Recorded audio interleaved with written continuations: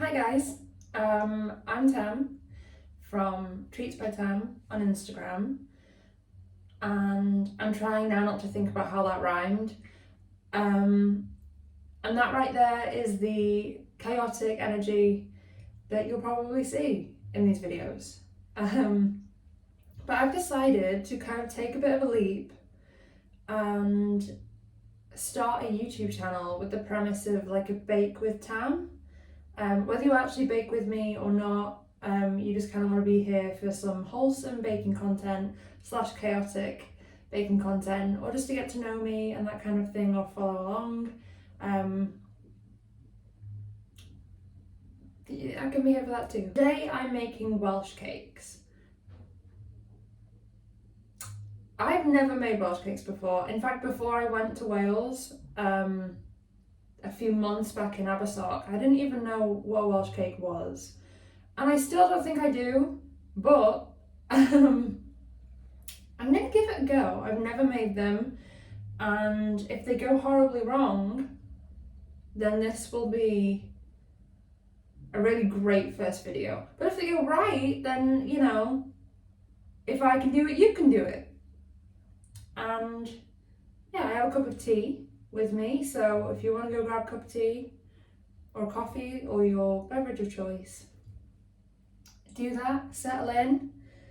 I'm gonna make some Welsh cakes. So the recipe that I'm using today is one on BBC Good Food. There are a few recipes bobbing about on the web, as you would expect, but this BBC one seems very simple, and I feel like I needed that with this being my first time making Welsh cakes. I don't want to overcomplicate it. So the first thing that you do is you grab 110 grams of cold salted butter. Recipe wanted Welsh butter.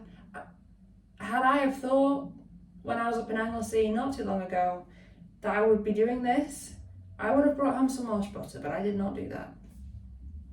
So, you know, British butter is gonna have to do. So you're going to add 110 grams of it into your bowl.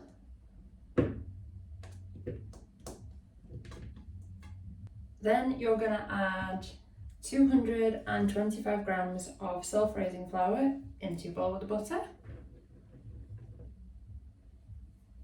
And then you're going to rub the butter and the flour together to make breadcrumbs. This is something I don't like doing because it takes me forever, but it gives me some time to answer some questions that I got sent in on Instagram. So thank you for everyone that did that for me.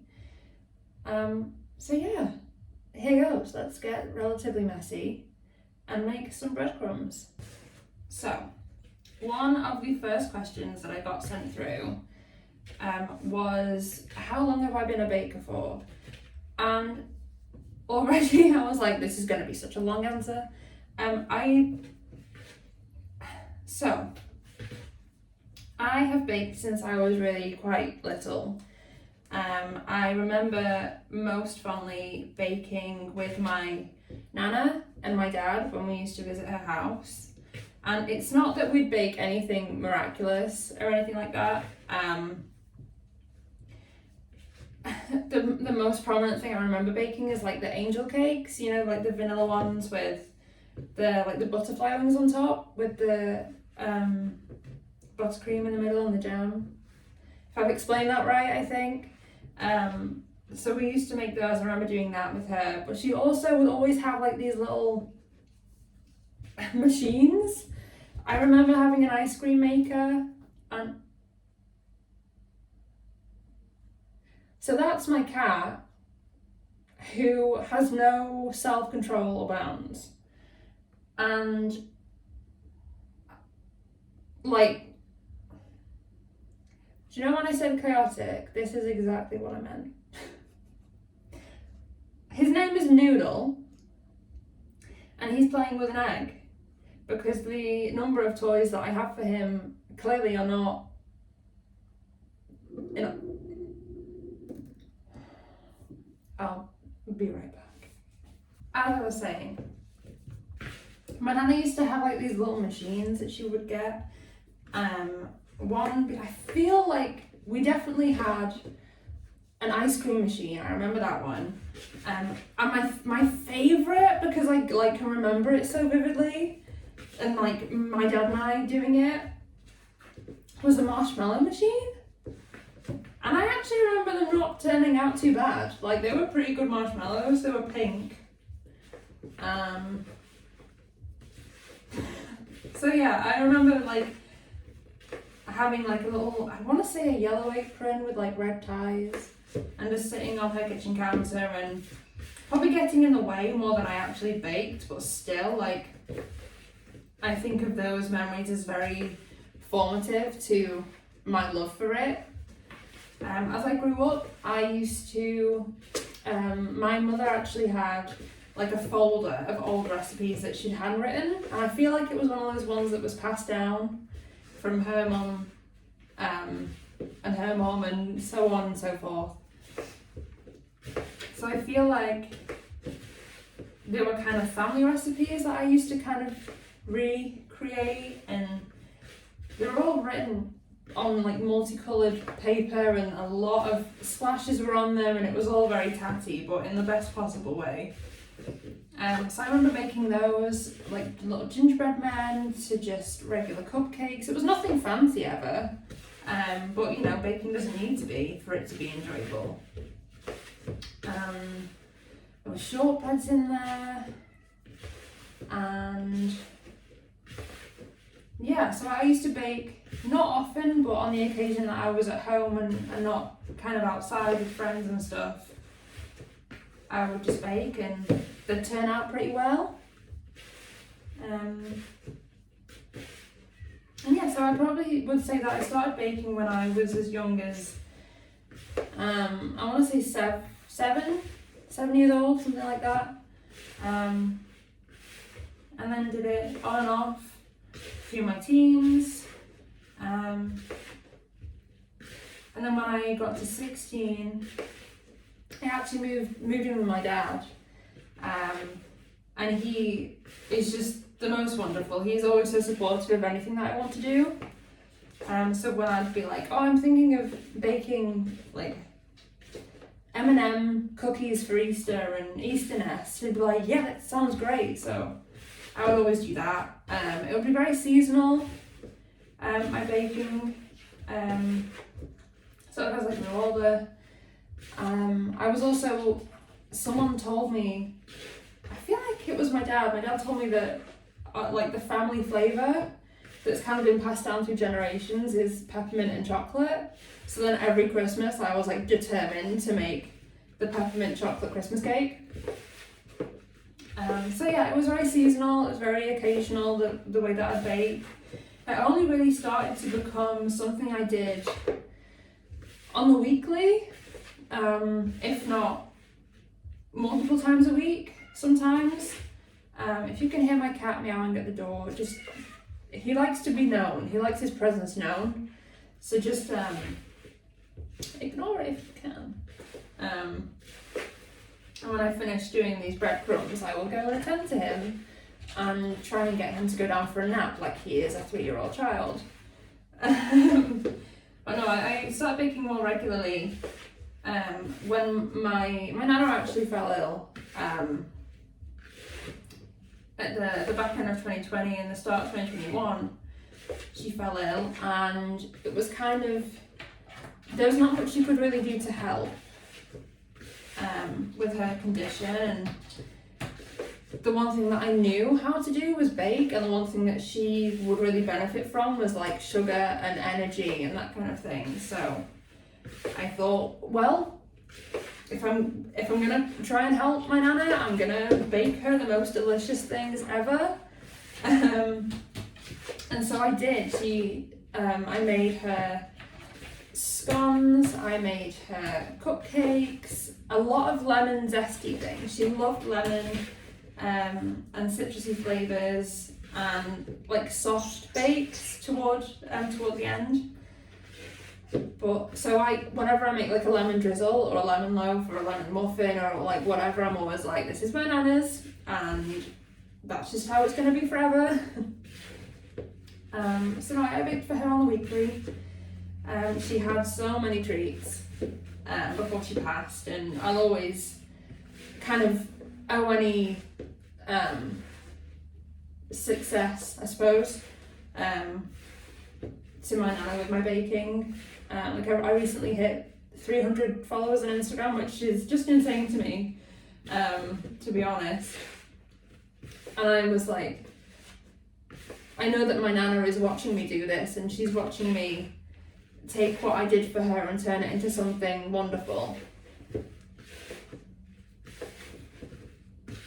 So yeah, I've been baking since I was little, but I've been baking weekly, regularly, then doing commissions for people, and supplying to cafes and that kind of thing. Sort of in the last year and a half now, possibly, which is quite fun. Coming up to the 2-year birthday. But yeah, and I think in answering that question, we are looking pretty breadcrumby in this bowl. And I will show you in a second when I'm intrinsically happy with it, because I'm a bit of a perfectionist, which is really not a good trait when you're a baker, because things go wrong a lot. And like, for instance, when you're piping on cupcakes and stuff, if the flour doesn't look, you know, the most perfect, delicate flour you've ever seen, then I have to redo it like 20 times, and it really grates on people, but I can't help it. Okay, so now that I'm happy with the breadcrumb type flour and butter combination, nice bit of natural lighting there, that was lovely. You're then going to add your 85 grams of caster sugar, and these are raisins sultanas, interchangeable, we all know that. The recipe called for about a handful, so I've put in a handful. They are a thing that have grown on me recently, but I feel like if I ate one like on its own, it wouldn't be a good vibe. But within a tea cake where it's surrounded with cinnamon and all the amazing winter spices, that's enjoyable for me. So it was about 4 packs of the mini raisins that you can buy from probably any supermarket. I got mine from Aldi. So yeah, then I'm gonna add these in. Then gonna give it a little mix.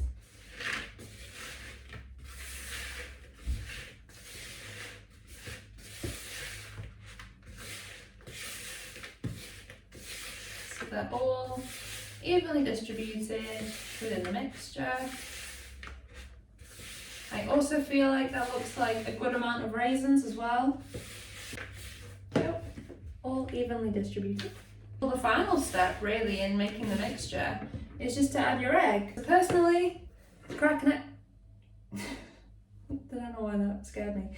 To crack an egg, I tap my egg on the counter and then pop it in. I know a lot of people can do like the one-handed thing, and I've not mastered that yet. So you know, let's not be too adventurous and try that. There we go, perfect. Double check there's no shell, which there is not. Pop that in the bin. And then you're just going to mix again.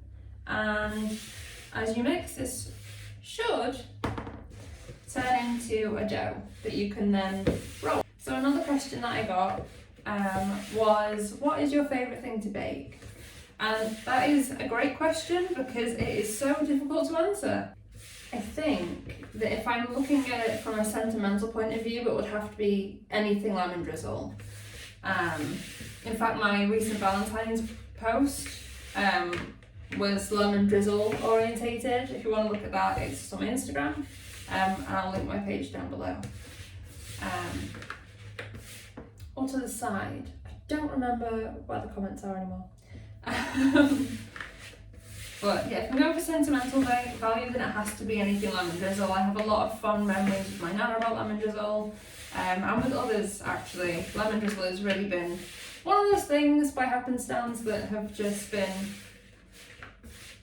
kind of like a coming togetherness type bake, which I love. But I also enjoy doing small 5-inch cakes. I did one for my best guy friends, Jacob and Brad. Hi Jacob and Brad.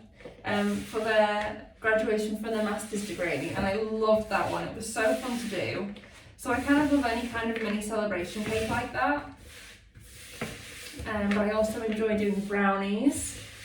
Brownies are always fun, especially the highly decorated ones. I'm going to say that and then mention a bake that I've done that was not actually highly decorated. However, I really enjoyed doing it. They were Halloween themed brownies, and they were based on, I think, what one of my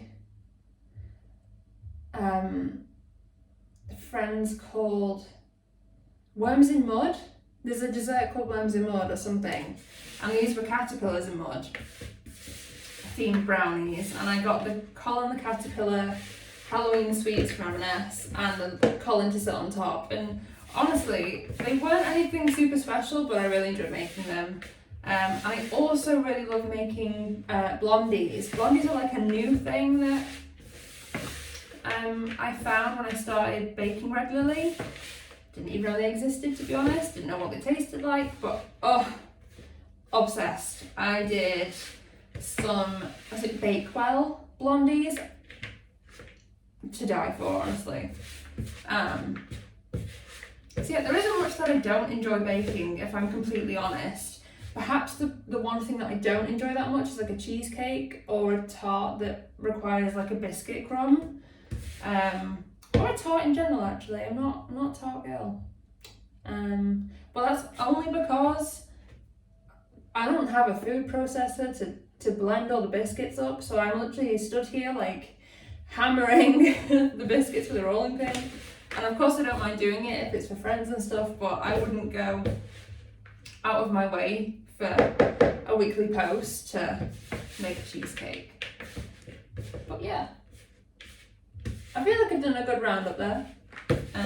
Let me know what your favourite thing to bake is. That would be really cool. Yeah, let me know in the comments what your favourite thing to bake is. Maybe we share similar favourites, that'd be fun as well. So this mixture seems like it's coming together quite well. It's getting a bit more doughy, a bit harder to mix. So I might just go in with my hands here and try and get it into some form of ball, ready to roll out.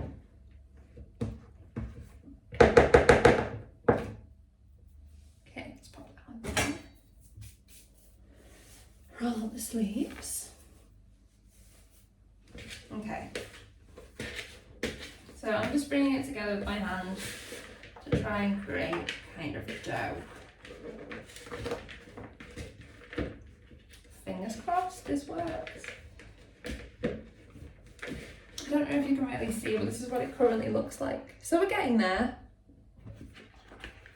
We're getting there. So we are all rolled up into a dough. I'm going to pop that on my surface. I've already floured the surface with some self-raising flour. I also want to mention as well that the recipe, if you're struggling to get your dough to come together, you can always add a bit of milk just to make it adhere to itself a little bit better. But I don't think I need to do that with this one. I think we're good. Watch that be some famous last words. So I'm going to help myself by flattening it out a little. I'm not too good at rolling, you know. I feel like I never get it the right thickness, so let's see how we do with this one.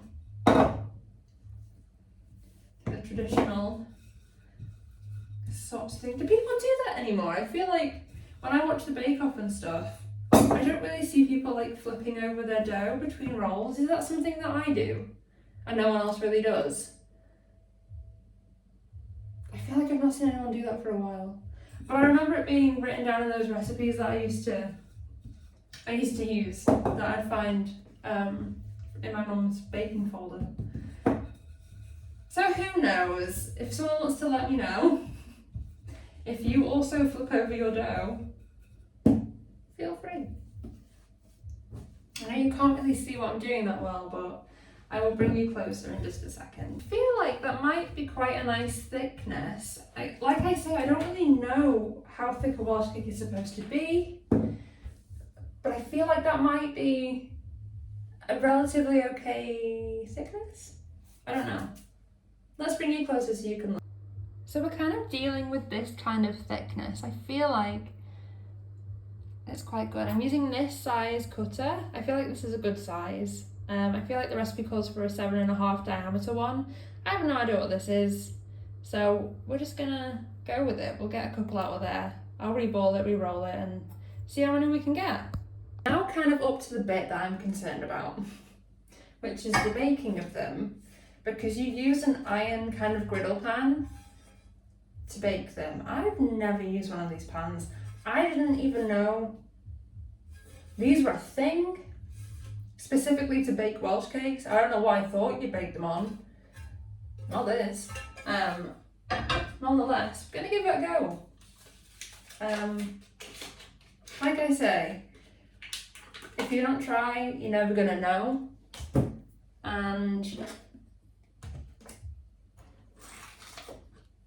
it's good to try new things out that you're kind of scared of. I know when I first made, by the way, you are spreading butter on it while it's cool, then wiping any big chunks / excess off, then heating up your griddle pan. So don't put it over the heat first. But yeah, as I was about to say, the first time that I made caramel, I was so nervous about it, because you always see on like Bake Off and that kind of thing, where caramel is like people's worst nightmare, and I remember thinking like there is no way that that I'm a good enough baker that I can just whack out some caramel, and I actually did, but I would have kept putting it off if I hadn't have believed in myself a little bit, which sounds really Disney Channel-esque now I've said it, but it's the truth. It also helps that I followed an amazing recipe by Jane's Patisserie. You'll probably see if you look at my page that a lot of the recipes that I upload, or like the ideas that I have, are based on a Jane's Patisserie recipe. And honestly, I wish I could sometimes use other people's recipes and other people's ideas, but Jane's are so good that when I feel like when you find something that works, why are we changing that, you know? If it ain't broke, don't fix it, I think the saying goes. Anyway, so that's what it's looking like right now before I wipe off any excess. There's a couple of big chunks there, so I'm just going to wipe those off really quick. So after wiping off any excess, the panel looks like this. I'm just going to let that sit there for a minute whilst I cut out some of these. Another question that I got asked was if I cater to vegans and those that are gluten-free. And while it's not one of the I don't know why it's taken me that amount of focus to cut some dough that it stopped me from talking, but hey ho. It's not something that I cater to regularly, but I do that. As a vegetarian myself, it kind of makes sense almost for me to do some vegan bakes. I also used to know someone who I think was gluten-free. I don't think he really knew himself properly, but in wanting to make sure he didn't feel ill after a bake, I made gluten-free things. So in the past I've made vegan brookies. They were actually for a coffee shop. Was kind of lucky enough and honoured enough to bake for a coffee shop near me, and they wanted these vegan brookies. So it was like a cookie base with brownie with an Oreo in the middle with Biscoff on top, but it was all vegan, and they honestly were a hit. So not blowing my own trumpet, but it was a good vegan bake. I've also done vegan cupcakes, I've done vegan brownies, vegan lemon drizzle cake, gluten-free cookies, gluten-free coffee cake. Now that one, I was very proud of that one. So I've done a couple, not a lot compared to kind of the rest of the recipes that I've done, but I do taste them. So I've got 4 little cakes, yeah, out of this first lot, and I'll re-roll it and then that kind of thing. So I'm going to pop the stove on, let the butter heat up a little bit, and I'm going to do this one at a time. We're not going to rush anything here, there's no need to. And I don't know how fast they bake. I know what I'm looking for. We're looking for a kind of caramel coloured on either side. The recipe says about 3 minutes on each side, and then that's perfect. But we'll see, and we'll see together. So I've just put my stove on. I've kind of done it on kind of a lower heat, just because I just don't know. I don't know what to expect. But I'm kind of excited by that, like excited by a little knowingness. But yeah.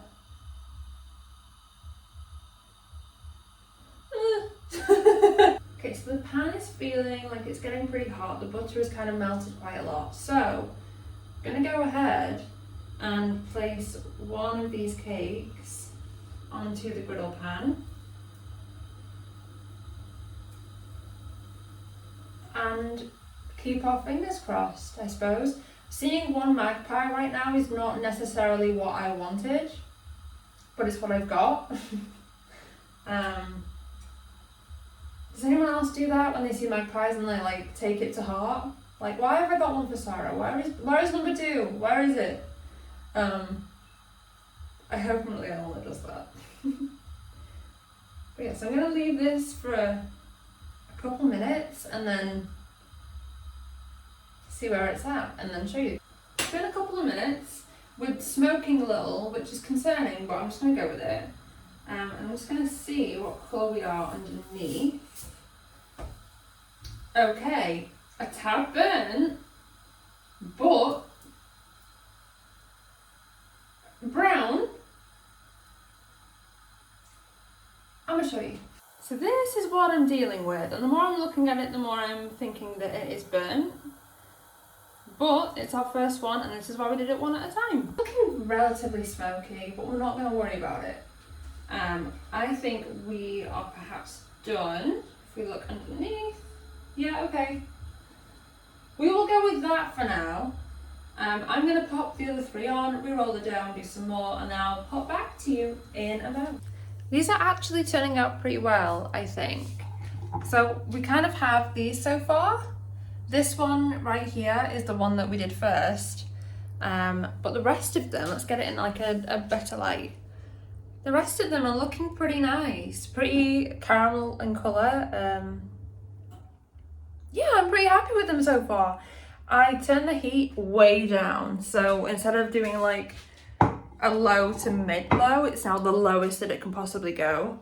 And that seems to have really helped. So I'll pop back to you when they're all baked and everything, but I'm feeling pretty confident. They've also got a really nice rise to them. You can kind of see them rising in the pan. And yeah, fingers crossed these are actually how they're supposed to go. These are definitely turning out a lot better than that first one. I always say though as well that your first pancake on pancake day is always the worst. If you don't burn your first pancake on pancake day, is it really pancake day? Take a shot every time I say pancake day. I just have the last one on now. The rest of them are done, they're here. They're honestly such a better colour. I feel like this is definitely what they're supposed to kind of look like. From the pictures that I've seen anyway, because I don't think I've never seen a Welsh cake in the flesh. And I don't know how. But I'm happy with these. So we're now all clean and tidy. And these are the finished result. Little Welsh cakes. We're just going to ignore this one here. Didn't exist. But no, these are them. And all that's left to do now is sprinkle them with some sugar. and enjoy, I suppose.